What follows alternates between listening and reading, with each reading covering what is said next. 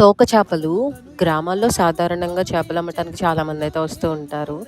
So, early morning మాకు కూడా తెలిసిన వాళ్ళైతే వచ్చారు. మేము కూడా కొన్ని తీసుకున్నాము. ప్రైజెస్ చాలా రీజనబుల్‌గా ఉన్నాయి లేదా చాలా ఎక్కువగా ఉన్నాయి అనే విషయం నాకైతే తెలీదు. ఎందుకంటే పెద్దగా నేను తినను వీటిని.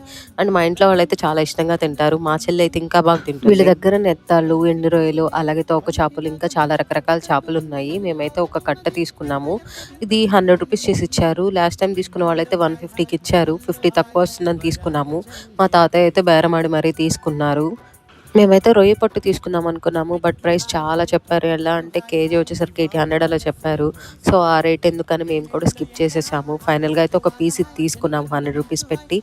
ఆంటీ కట్ చేసి ఇస్తామని చెప్పారు. సో, ఆంటీ కట్ చేస్తున్నారని మేము కూడా కట్ చేయించుకున్నాము.